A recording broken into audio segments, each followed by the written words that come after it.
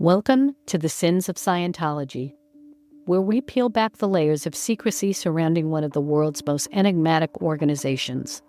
I'm Sandy McKenna, your guide through the shadowy corridors of Scientology's past, joined by my co-host, Abraham Ulrich. Together we uncover the hidden truths and dark tales that have remained shrouded in mystery. In this episode, we delve into the life of Heber Jentzsch, a figure whose journey from the heart of Mormon Utah to the upper echelons of Scientology is as intriguing as it is unsettling. Born into a world of faith and strict moral codes, Heber's early years seemed destined for a path of righteousness, but fate had other plans. Segment by segment, we unravel Heber's transformation, from his beginnings as a devout Mormon influenced by his father's academic stature at Brigham Young University, to his rise in the world of journalism and arts. Heber's story is a mosaic of ambition and adaptation. Yet, it is his deep plunge into Scientology that casts the longest shadow. As president of the Church of Scientology International, Heber Jentzsch became a master of media manipulation and public relations, defending the church through countless controversies. But behind the scenes, his life was fraught with tension, secrecy, and power struggles that would eventually lead to his dramatic fall from grace.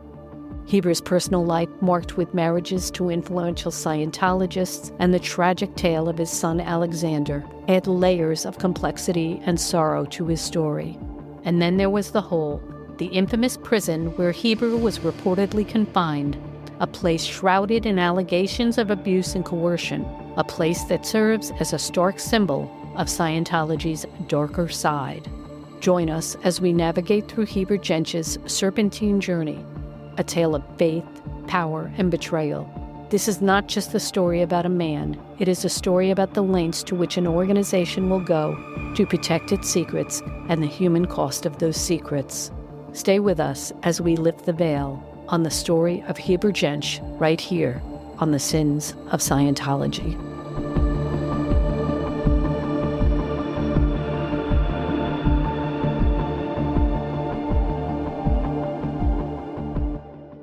Heber Carl Jentzsch was born on November 30th, 1935 in Salt Lake City, Utah.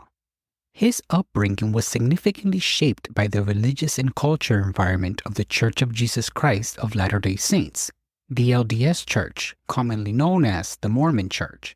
Heber was never baptized into the LDS Church, but he still identified as a believing Mormon.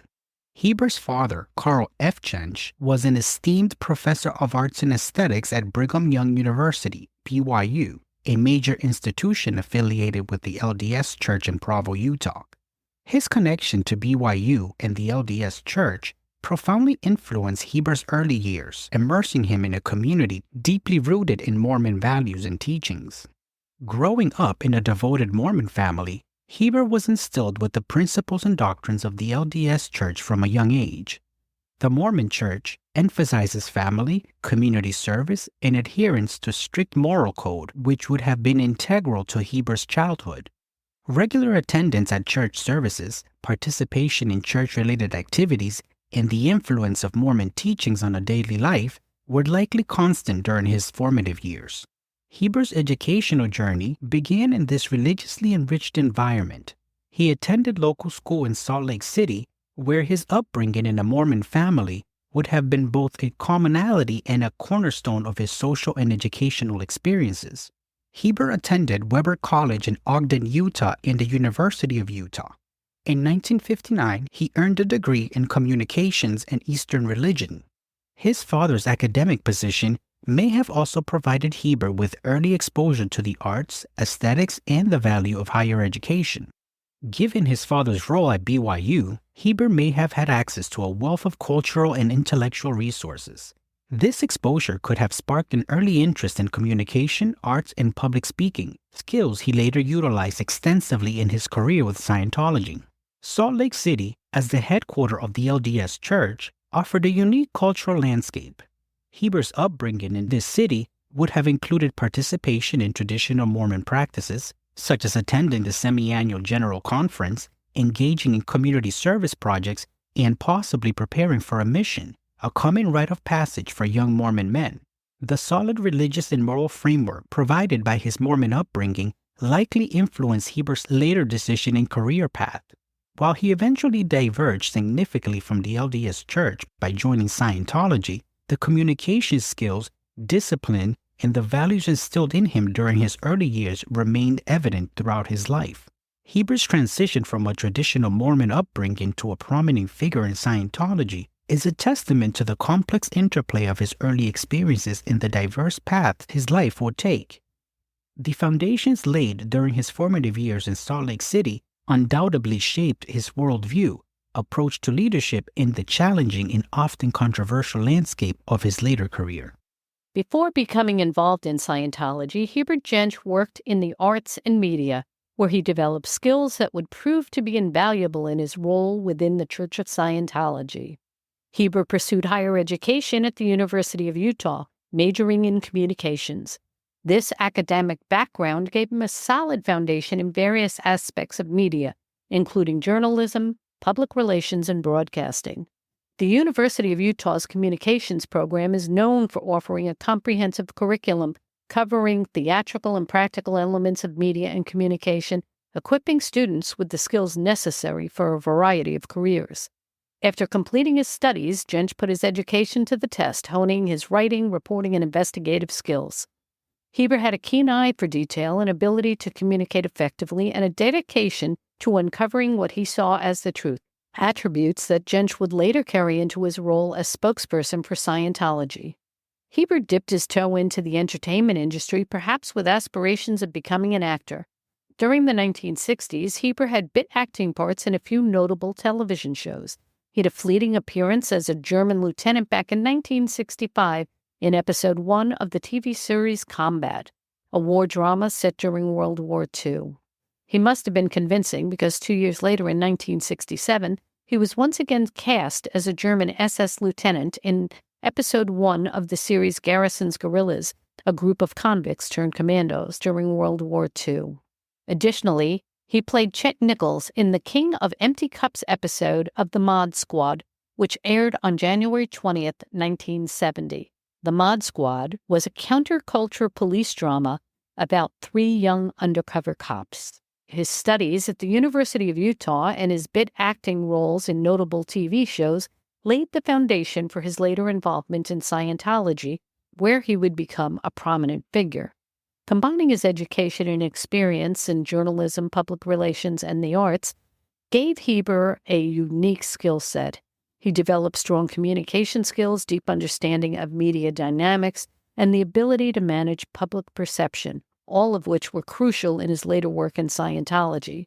His background in media and communications allowed him to adeptly handle the Church's public relations, manage its interactions with the press, and effectively communicate Scientology's messages to the public. This expertise was significant as Scientology often appeared in the public eye facing scrutiny and controversy. Heber Jentzsch joined the Church of Scientology in the late 1960s. This period was a time of significant expansion for Scientology as it was establishing itself more firmly in the United States and internationally. Jentzsch's entry into the church began a long and influential career within the organization. In his own words, Heber shares why he joined and believes in Scientology during this 1985 60 Minutes interview. Now, the thing is that there are millions of Scientologists who are very happy with Scientology. Millions and millions. Why? Why? Because it works, because it's not something that is done to you, which is what psychiatry basically operates on. It is something you do something with. For me personally, I grew up in Utah. I was one of the people who was the recipients of fallout from Yucca Flats. And the wonderfulness of this government chose not to tell the doctors in the area what it was like to get radiation burns over your body from fallout, which I got, and I almost died from. Doctor didn't even know what it was.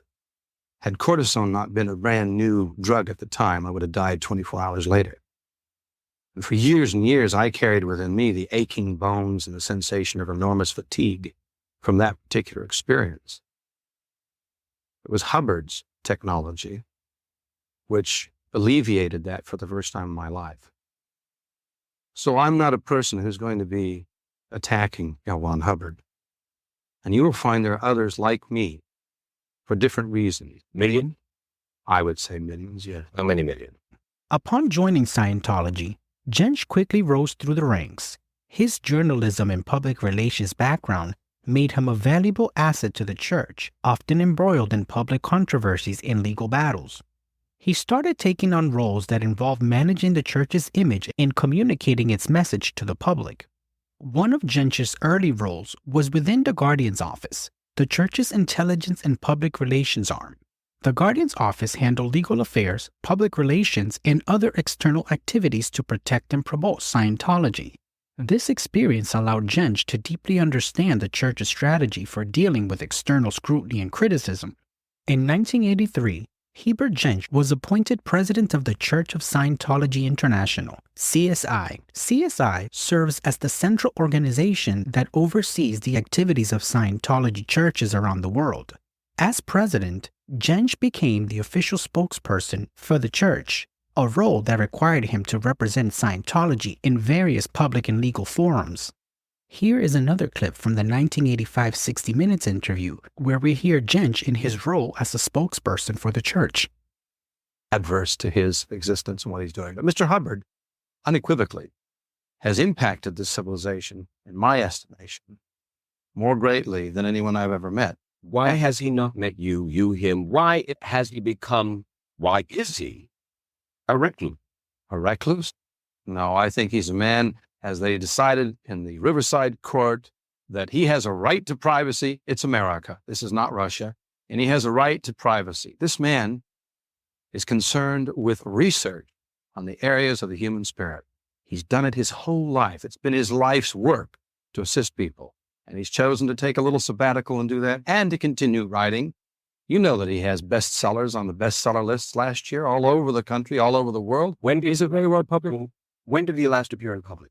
Oh, I would say it was probably 4 or 5 years ago. Where? California. He was doing films in California, shooting films for the Church of Scientology, a number of people working with him. Is it conceivable that you would make him available, or he might become available for this broadcast? I wouldn't want Mr. Hubbard. I can't speak for him, first of all. I don't think he'd be interested. I don't think this is a show that's concerned with religion that much. And I don't think it's a show in which, I think when Mr. Hubbard decides, Mr. Wallace, to make an appearance, it's going to be a much larger appearance than something like 60 Minutes. As the president of CSI, Jentzsch was heavily involved in the church's public relation efforts. He frequently appeared in the media to defend Scientology against allegations of abuse, fraud, and other misconduct. His ability to articulate the church's position and counteract negative publicity was key to Scientology's strategy to maintain its public image. Jentzsch's role also involved intense travel to represent the church at international events, conferences, and legal proceedings.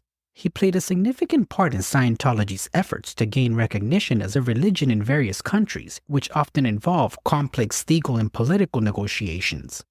Jentzsch was at the forefront of many of Scientology's legal battles throughout his tenure. The church faced numerous lawsuits and investigations during this period, particularly in the United States and Europe. Jentzsch's responsibilities included managing these legal challenges and working to mitigate their impact on the church's operation and reputation. One of the most notable legal cases during his tenure was the Operation Snow White scandal, in which the church was found to have infiltrated various government agencies to purge unfavorable records. Although this scandal primarily involved the Guardian's Office, it had widespread implication for the church and required significant PR efforts to address the fallout. As the president of the Church of Scientology International, or CSI, Heber was the church's primary representative on the global stage. His role required extensive travel to various countries to attend international events, conferences, and legal proceedings. Through his efforts, Heber worked to promote Scientology, defend against criticism, and seek official recognition as a legitimate religion. Heber attended numerous international events and conferences where he spoke about Scientology's beliefs, practices, and societal contributions. These appearances were designed to present a positive image of Scientology and to counteract negative perceptions. For example, Heber participated in a conference on religious freedom and human rights, arguing that Scientology should be afforded the same legal protections and recognition as the other religious groups. One notable example was his participation in the International Association of Scientologists, IAS annual events. At these gatherings, held in various locations worldwide, Heber delivered speeches highlighting Scientology's growth, achievements, and efforts to combat human rights abuses.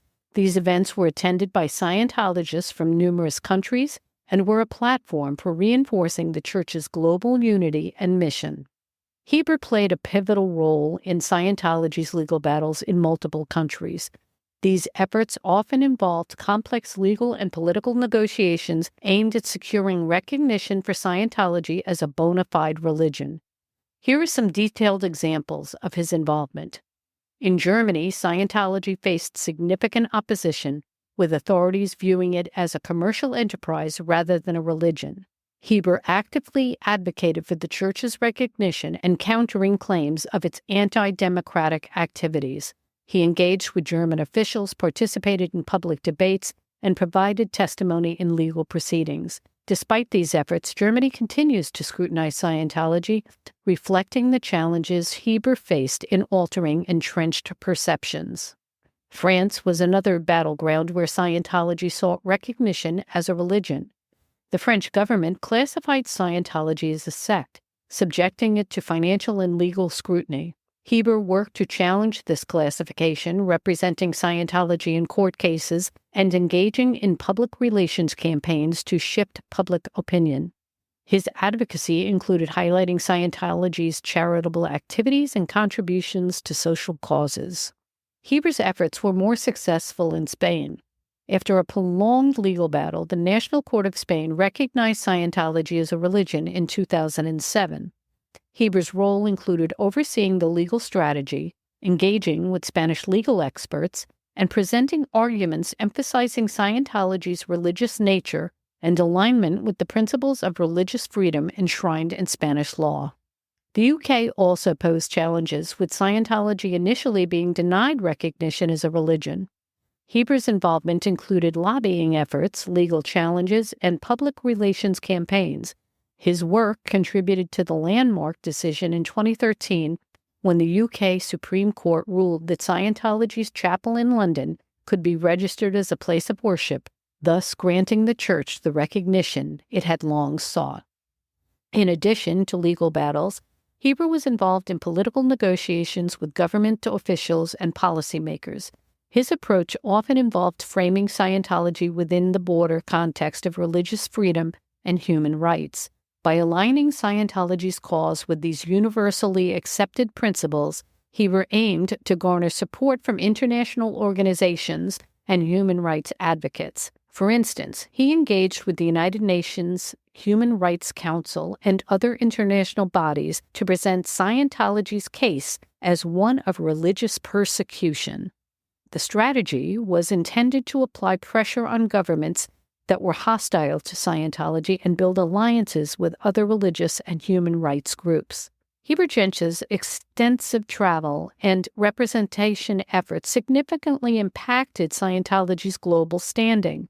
While he faced substantial opposition and numerous legal setbacks, his work also led to important victories that advanced Scientology's recognition and legitimacy in several countries. His legacy in that area is marked by the challenges he encountered and his progress in advocating for Scientology on the world stage. These efforts were far from smooth sailing, though. Heber Jentzsch was arrested in Spain in 1988, along with 69 other Scientologists, and it became an international incident, protested by the Church of Scientology through any means they could think of to try to get Heber out of jail. 23 leaders of the LA-based Church of Scientology are still in custody in Spain tonight. 9 of them ordered to jail on charges of swindling Spaniards out of money they paid for drug rehabilitation. Jane Wells talked to Scientologists in Hollywood tonight as they try to get information about their jailed leader. This is Alexander Jentzsch, and he is here with me tonight because his father is not here. His father is in a jail in Madrid, Spain. Scientologists believe Church President Jentzsch and other members have been arrested in Spain because their drug rehabilitation efforts there have worked too well. Obviously, we have cut across, with a drug rehabilitation program that is working and is expanding in Spain, some vested interest that is interested in drug proliferation and drug addiction. 71 church members were arrested Saturday at a meeting as police investigate them for fraud, extortion, and tax evasion. Most have been released, but not Jentzsch, a former actor who's been with the church 25 years. We stand for religious liberty. We stand for those freedoms. Scientologists charge that their people are being mistreated in Spanish jails. They say they're being denied blankets and mattresses and forced to drink dirty water and eat only cookies for meals. The church was founded in the 50s by author L. Ron Hubbard. Its purpose, to free the soul through knowledge. But some former members say the reality is much more sinister. Hannah Eltringham says she was put in a virtual prison camp for a year when the church perceived she had evil intentions. We had to run everywhere we went. We had to run, whether it was carrying pails of sand or concrete up 10 flights of steps for building purposes. We had to run. The church continues to deny such charges, saying it is being harassed by governments around the world. Meanwhile, the Spanish judge will determine within 24 hours what charges, if any, will be made against Jentzsch and those remaining in jail with him. Jane Wells, Fox News. After 3 weeks of incarceration, Heber was granted bail of $1 million and fled the country immediately, never to return. It wasn't until 2002 that the charges were dropped and the bond money returned. Heber Jentzsch married Australian Scientologist Yvonne Gillham after her divorce from Peter Gillham, one of the top lecturers on the subject of Scientology. Yvonne Gillham Jentzsch was the founder of the Celebrity Center for the Church of Scientology and grew it to more than 200 staff. They married from 1972 until her death from cancer in 1978. In her book, Commodore's Messenger, A Child Adrift in the Sea Organization, her daughter, Janice Gillham Grady, recalls, tragically, upon Mom's arrival in Clearwater, she was sequestered to a room with a few to no visitors. She could no longer work, so she was considered a malingerer and someone not pulling their weight. Only my stepfather Heber Jentzsch, my father Peter Gillham, and my sister Terry Gamboa, who had to sneak away to Florida from California, had a chance to say goodbye. Her illness, as well as her ultimate death, was considered bad PR for Scientology. I could not shake the feeling of betrayal. The lies about her condition, the cover-ups, and how others prevented me from knowing what really happened just held my grief in place. This marriage preceded his more publicly known relationship with Karen de la Carriere. Karen was a prominent figure within the Church of Scientology and one of its highly trained auditors. The couple's relationship united two influential Scientologists, further solidifying their roles within the organization. Their marriage was a notable union within the church, given Karen's significant contributions and standings within Scientology's hierarchy. Born in England, she became involved with Scientology in the 1960s and quickly rose through the ranks due to her dedication and skills. Karen was trained directly by Scientology's founder L. Ron Hubbard and became one of the few individuals to attain the highest level of auditing and training within the church. Known as a Class 7 auditor, this elite status made her a highly influential figure within Scientology's internal structure. Karen de la Carriere and Heber Jentzsch's marriage was a significant union within Scientology. Both were influential in their own rights, Heber as the president of the Church of Scientology International and Karen as the top auditor and trainer. Their marriage symbolized a powerful alliance within the church, merging their respective spheres of influence. Karen's contributions were primarily within Scientology's internal operations. She served aboard the flagship Apollo and was trained by LRH to the level of Class 7 Auditor, CS, one of the only 7 LRH ever made. As a Class 7 Auditor, she delivered advanced auditing sessions and trained other auditors. Her work involved helping members reach higher levels of spiritual awareness and clearing the psychological barriers believed to impede their progress. Karen's expertise and dedication earned her a respected place in the church's hierarchy. The marriage between Heber and Karen was notable for several reasons. Both were highly visible and respected within Scientology, with intensive contributions to the church's growth and operations. Their marriage represented the coming together of two powerful entities within the organization. Together, they yielded significant influence over both the public perception and internal workings of Scientology. Heber's public relations skills and Karen's auditing expertise made them a formidable team. Their relationship provided mutual support in their demanding role. Karen's work as an auditor was complemented by Heber's efforts to defend and promote Scientology publicly, creating a strong partnership within the church. The couple eventually separated, and Karen de la Carriere left the Church of Scientology. Her departure was met with severe repercussion due to the church's policy of disconnection, which mandates cutting off all ties with those deemed suppressive persons or SPs. This policy led her to estrangement from Heber and other church members, including her son, Alexander. After leaving Scientology, Karen became one of its most vocal critics. She has shared her experiences and exposed various practices within the church, mainly focusing on its policies regarding disconnection and treatment of members. Her outspoken stance has brought significant attention to the challenges and controversies surrounding Scientology. Karen de la Carriere continues to be an active critic of Scientology, using her platform to advocate for those affected by the church's practices. She has provided insight into the inner workings of Scientology and highlighted the personal costs of its policies on family relationships. In 2004, Heber Jentzsch fell out of favor with David Miscavige, the church's leader. As a result, he was sent to the Hole, an office prison at Scientology's international base in Los Angeles. The Hole was notorious for its harsh conditions and was initially called the A2E room before being renamed. The Hole is described as a facility with barred windows and doors, where around 60 to 100 high-ranking Scientology executives, including both men and women, were confined. They could leave only to shower, and their time was otherwise spent in intense training and confessions. The conditions were squalid, and the detainees sleeping on cots, floors, and desktops in extremely crowded rooms. Meals consisted of substandard food referred to as slop. Punishments in the Hole included humiliation and physical abuse. Executives were sometimes forced to play games like musical chairs, where the stakes were high. Losers were threatened with expulsion from the church and separation from their families. Reports from former members, such as Mike Rinder, indicate that violence and coercion were common, with detainees subjected to beatings and other forms of abuse to extract confessions and demonstrate loyalty. The harsh treatment was part of a broader pattern of discipline with Scientology, where perceived disobedience or incompetence could result in confinement in the Hole. Miscavige's leadership style was marked by such extreme measures, which he justified as necessary for maintaining control and enforcing discipline within the organization. Despite the church's denials of the Hole's existence, numerous accounts from former Scientologists and investigative reports have detailed its reality and severe conditions endured by those confined. David Jentzsch told Tony Ortega of The Village Voice on July 20th in 2012 that the last time he spoke to his brother Heber was around 2009.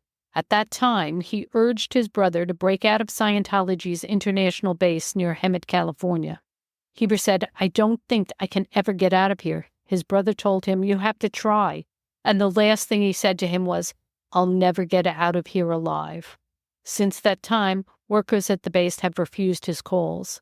David Jentzsch said, "They won't let me talk to him. Heber just lost his son Alexander.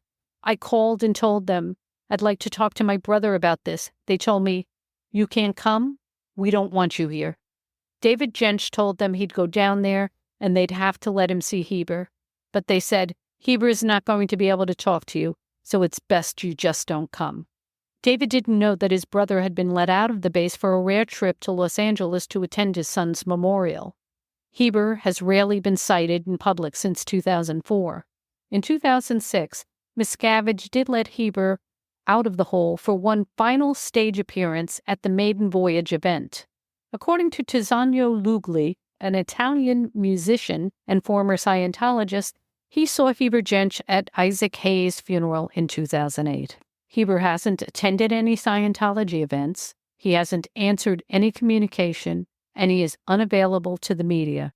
Karen and Heber Jentzsch had one son, Alexander Jentzsch, born on November 26, 1984. Alexander was deeply involved in Scientology from a young age, reflecting his parents' high-level involvement.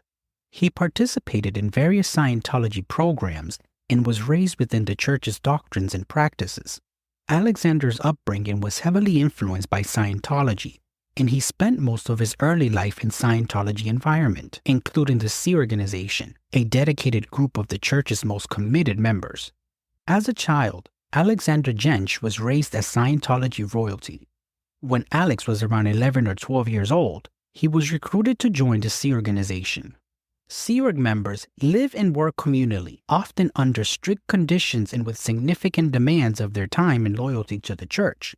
With his father still part of the Sea Org, Alexander joined them, hoping he could see his father more often. Instead, Alexander was shipped to Scientology's largest church facility in Clearwater, Florida, called the Flag Services Organization, where he did estate's work, mainly cleaning.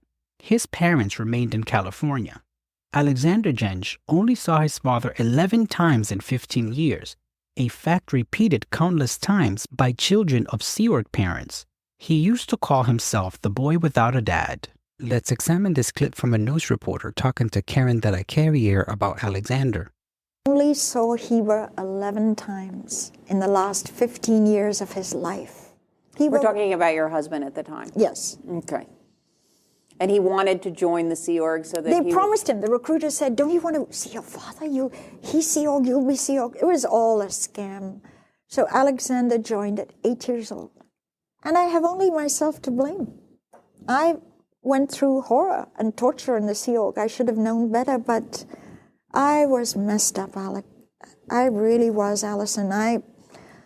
I'm much more savvy now. As a 12-year-old boy, with little formal education and under the care of random adults at Flag, Alex had no real exposure to the outside world or the dangers of sexual predation. Alexander was found to be having sexual intercourses at the age of 12 at the Flag land base with a 40-year-old woman in the Office of Special Affairs. Once this became well known within the organization, and to avoid a potential PR nightmare, Alexander was sent to the Continental Liaison Office, or CLO, West U.S. This was the management body for Scientology in the Western United States and had many other functions, including estates work for the entire Big Blue facility, running the numerous Scientology events which occur several times a year. By the 1990s, Alexander was running the Boiler Room, aka Phone Bank, which contacted local Scientologists by phone and email to get them confirmed to come to these events, and he did this for years. Alexander married Andrea Cavan. Both Alexander and Andrea were members of the Sea Organization, Scientology's clergy, but they left in 2010 when Andrea became pregnant, though she later miscarried. They lived for a while in Glendale, California, but eventually moved to Dallas, where Alexander took a job in sales at a Scientology-owned company. Soon it became clear that Alex's sheltered and cloistered life had ill-prepared him and Andrea for living in the real world. His relationship with Andrea reportedly became strained during this time. In the early 2000s, Alexander's mother Karen was disillusioned with Scientology. She began posting anonymously online about Scientology, the Sea Org, and her own experiences under the anonymous name War and Peace.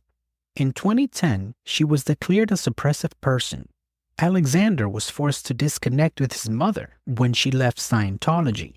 In the last 2 years of his life, Alexander was cut off from both his parents. At some point during this time, Alex got into a car accident in Dallas and was put on Oxycontin, a heavy-duty painkiller for back pain. From the limited information we found, it appears that Alex has substance abuse issues as a result of this prescribed medication. He received the methadone prescription. While the drug is prescribed to help heroin addicts with withdrawals, it's also prescribed for acute pain. After losing his job in Dallas, Alexander returned to Los Angeles the last week of June to live with his in-laws. He developed a head cold on the trip back and began to take over-the-counter medications. Unfortunately, this developed into pneumonia, something neither Alex nor his in-laws recognized as serious. At this point, Alex was still having trouble breathing and was running a fever. Rather than taking Alex to a hospital or calling a doctor, Scientology decides to deal with this by calling none other than Stan Gershon, an OT8, to give him a touch assist for his inability to breathe. That's right, no hospital, no doctor. They called an OT8 to give him a touch assist for pneumonia. On July 2nd at 9 a.m., Alex's in-laws saw him asleep. 12 hours later, around 9 p.m., Alex still hadn't moved, but no one bothered to check in on him. Tragically, on the morning of July 3rd, Alexander's father-in-law checked in on him and found him unresponsive. He then took his child to school, returned home, and only then called 911. Let's examine this clip from ABC 7 News report of the incident. Questions being raised now about the mysterious death of a 27-year-old Southern California man. New at 11, Eyewitness News reporter Leanne Suter joins us with more details about the unusual twists in this case. Leanne. Mark, the LA County Coroner's Office is investigating the mysterious death of 27-year-old Alexander Jentzsch. He was found dead inside a Sylmar home July 3rd, but why still remains a mystery. A moving tribute at sea from mother to son for Alexander Jentzsch, posted on YouTube by family and friends. The 27-year-old's mysterious death now being investigated after he was found dead at his in-laws' Sylmar home, but it was hours before anyone called 911. The LA County Coroner's Office says Alexander's in-laws saw the 27-year-old asleep in his bed on Monday, July 2nd, around 9 a.m. 12 hours later, around 9 p.m., he hadn't moved, but no one checked on him. The next morning, his father-in-law did check and found Alexander unresponsive. The father-in-law took a child to school. When he returned home, he finally called 911. In this particular case, there was some information that we received that we are looking into, along with the fact that we've had other family members provide information or question his death. Can we talk to you guys about Alexander? No one at the in-laws' home would talk to us about Alexander's death. The 27-year-old's father is Heber Jentzsch, the president of the Church of Scientology International. Heber Jentzsch hasn't been seen in public for years, but at the height of his influence in the church, he was often seen in the company of high-profile members like John Travolta. Alexander's mother, Karen de la Carriere, left the church and says her son then disconnected from her. Disconnected is a term Scientologists use to describe the decision to cut themselves off from loved ones who leave the church. She says when her son died, she wasn't allowed to see his body and has many questions about his death. Why give the coroner smoke and mirrors and blame it all on Alexander? He was drinking. He was history of over self-medicating. He did this. He did that. Oh, come on. It smells to high heaven. Now, the coroner's office says an autopsy has been completed, but investigators are awaiting toxicology results before determining an exact cause of death. Leanne Suter, ABC 7 Eyewitness News. It's been reported that his in-laws made calls to OSA, the Office of Special Affairs, after they found him unresponsive, but before they called 911. His mother was shocked when she received a call from a stranger to let her know that Alexander had been found dead in his bed in the morning of July 3rd, 2012. She would later learn the name of this stranger, Aaron Smith Levin. In Chris Shelton's video, Alexander Jentzsch, A Scientology Tragedy in 3 Acts, he presented the following audio from Ed Winter, Assistant Chief of Investigations from the Los Angeles Coroner's Office. I was the Assistant Chief. I still am Assistant Chief of Investigations. I oversee all the death investigations in LA County and especially the high-profile celebrities and politicians or whatever. On July 3rd, we were advised of a death at a private residence in Sylmar in the 13,700 block of Oro Grande Street.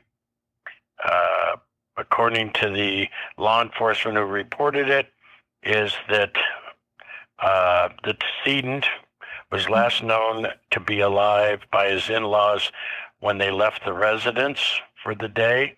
When they returned later, he appeared to be in bed sleeping.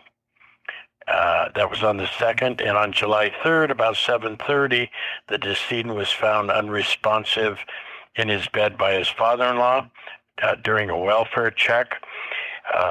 The decedent, or the father-in-law, did not call for paramedics, however, took his son to school and then returned home and called paramedics. They responded and pronounced him deceased. The decedent was Alexander Jentzsch. We sent an investigator, responded, and he was transported back to our office. There was an at-scene investigation and an autopsy performed. And that's what our initial investigation was about. Well, number one, when you have a 27-year-old male that passes away, and it's reported that he had some sort of a accident and was over-medicating due to a traffic accident, we wanted to find out some additional information and possibly medical history. And he was driven out from Texas to California, and according to the father-in-law, he complained of having a head cold, which he took over-the-counter medication. So if you're taking over-the-counter medication along with back pain medication, there can be a reaction. However, we weren't able to, connect the dots, so to speak. And supposedly, when the paramedics were there, medication was unaccounted for. So we did have questions. It also was strange that his father-in-law would drive, instead of calling paramedics when somebody's in distress or unresponsive, why they'd leave, drive the kid to school, a child to school, and then return, sometime later. Found him at 7:30 and came back at 8:23. That's a long time. So there was some questions, and then his mother contacted me, and was providing additional information on his personal medical issues and other issues. We're able to do an investigation. We found that after the autopsy, he had acquired pneumonia and was using methadone and took some additional drugs. A couple things. His wife and him are separated. His wife is not there at the house, and he's staying with his father-in-law. Then, as this investigation proceeded, we reached out to the Church of Scientology and got no response. Tried to talk to the wife, and when we'd call the house, the father-in-law would say she's not there, she's unavailable, and she wouldn't talk to us. And then I was contacted by an attorney for the church that wanted to have information removed from the report. Sometimes we get that, but we had this attorney that complained that the mother is making allegations and posting on the internet that Jeff did not call paramedics right away, and she requested a sentence be changed in the report as it is not accurate. And we told her, hey, the report stands as is. I know that during the initial part of the investigation, we attempted to have Riverside County sheriffs make contact with his father to notify him, and the sheriffs called us. They went out to Gold Base and were not granted entry, and were told that they would notify Mr. Jentzsch about his son's death.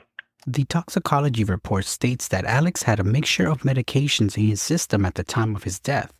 At the scene as well, officers recovered an assortment of medication, including meloxicam and gabapentin, hydrocodone, acetaminophen, methadone, Prilosec, Sudafed, and Vicks NyQuil. Had Alex gone to an emergency room or taken to a doctor for his fever and other symptoms and diagnosed correctly, it could have saved his life. You know, I might be one of the few people in the world that found out that my son was dead by a Facebook message from a stranger. My 27-year-old son was lying in the Los Angeles morgue, a dead body with a toe tag, and the Church of Scientology that I slaved for and contributed to for 35 years did not pick up the phone and tell me that my son was dead. His mother was not allowed to see her son one last time, nor did she receive any of his ashes. She held a memorial for Alexander aboard a yacht off the coast of California. Let's examine this clip from Karen de la Carrier speaking about her son at his memorial service. Alexander, many people have said, what was Alexander like? And I think this story will tell you what Alexander was like. When I came out of the Sea Organization in 1990, Alexander was 6 years old, and we were watching a CNN show where these Mexican orphans were in a landfill looking for rubbish to sell for 2 cents to eat. And Alexander was horrified.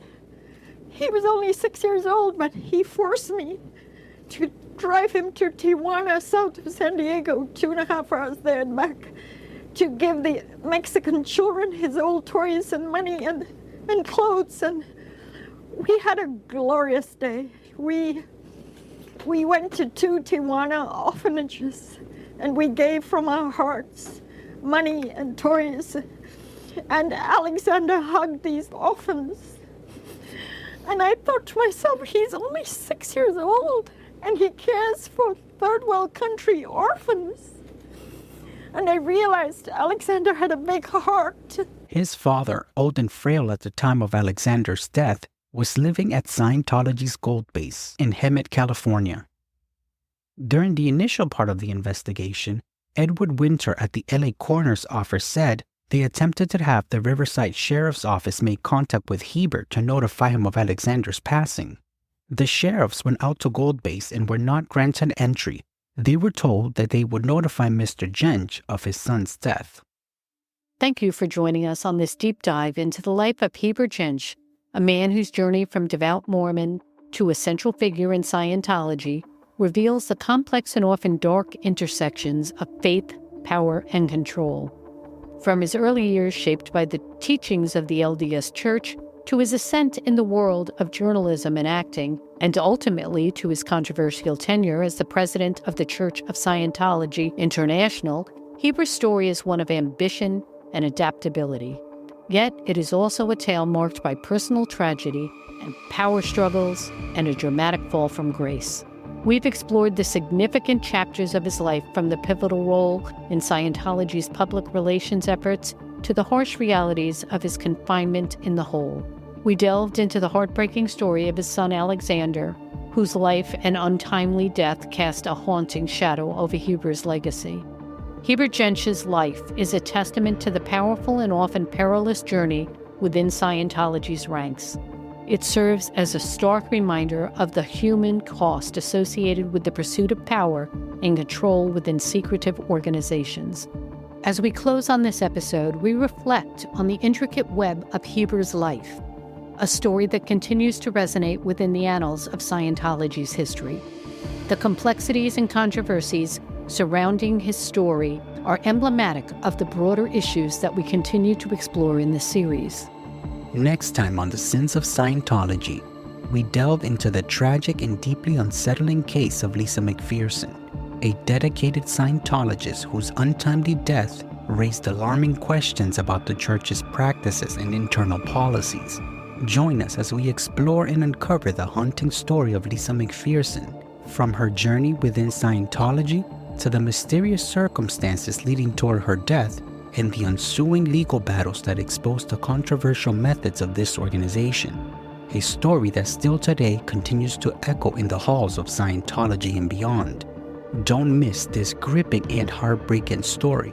Until next time, keep questioning, keep seeking, and may your journey be as rich and enlightening as the stories you encounter.